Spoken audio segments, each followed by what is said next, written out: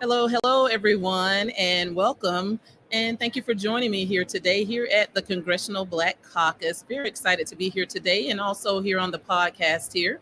I am in the Authors Literary Circle. I am Dr. Freya Huffman, and again, very excited to be here. This is my second time here. Actually, the last time I was here was back in 2008, and I shared my book, Pray Before You Vote. If you've been following me for a while, you know my passion is religion and politics and bringing people together. And so, for this small speaking time here, I want to share the importance of uniting Christians together in politics. Now, again, this book is really focused on Christians. You may have a different religion. That is your right to do so. But when I see the divisiveness that happens amongst Christian Democrats and Republicans, and how people start to turn away from each other. That is a problem for me because I know that God is one who is diverse. He is one that brings people of diverse backgrounds together. He also created us with diversity in mind. He did not create everyone Caucasian, African American, Jewish, African, you name it, Indian, but he created diversity. And so, our goal as those who are united in Christ, ambassadors of Christ, is to make sure that we work together. And so, when we think about just some of the things that Jesus challenged us with, he told us to walk in love more than anything. And so, when we hear candidates spewing negative things and being derogatory about another person in their race, that is not of God. I don't care if they're Republican, Democrat, or whatever. And so when we align with a candidate that creates division, and that's challenging.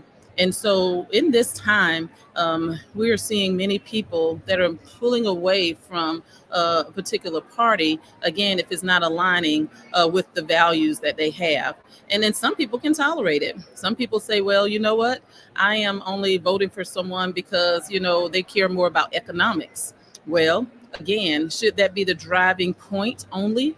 Because when we talk about equity, equity is all inclusive of people and their socioeconomic level. There is a such thing as food poverty, where people don't have the same rights as others. They don't have the ability to make a good wage to get food. But then when you have politicians that say, no, we want to take away SNAP benefits and food stamps and all those things, and we should just be able to figure it out on our own. Well, that's not right.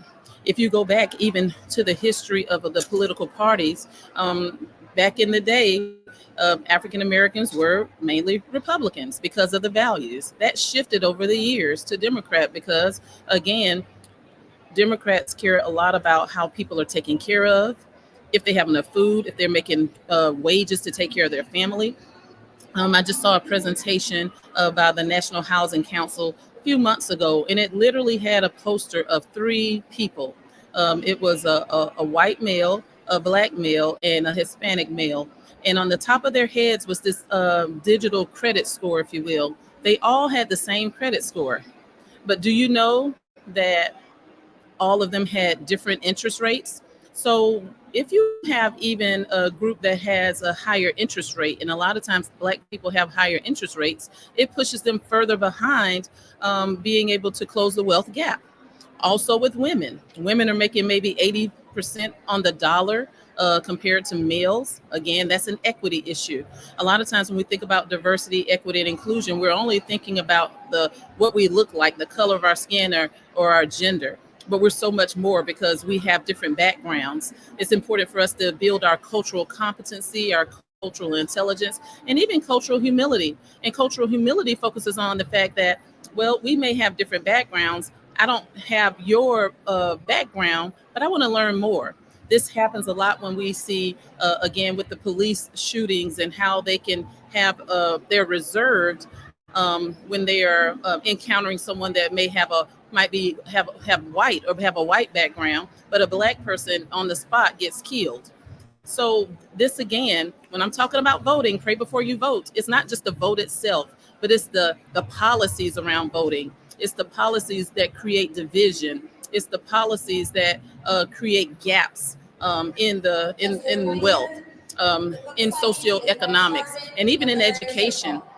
There's been some talk around eliminating pre-K, and I really hope that's not the case, because pre-K has helped many children from disadvantaged backgrounds go to school early, learn what they need to learn, and be competitive as well. So if we start to gut out those social programs, I've been a product of social programs growing up from a single parent home. My mom did not have a lot, but what she gave us was education. She gave us confidence, and that allowed me to go on to be a scholar athlete and play basketball in college. We didn't have the money, okay, but what we had was determination. We had access. We had opportunities. So when we see these, again, policies in place to try to shut down one race or another, to try to shut down one group of people or another, to impact different zip codes. Your zip code, your zip code can determine how, if you get good police support. Your zip code to determine if you have good food to eat, and you can eat organically and you can afford your food. Your zip code can determine if you have good streets to live on. So again, when we talk about pray before you voting, and this book again by Freya Huffman, Dr. Freya Huffman, you can find me at freyamotivates.com.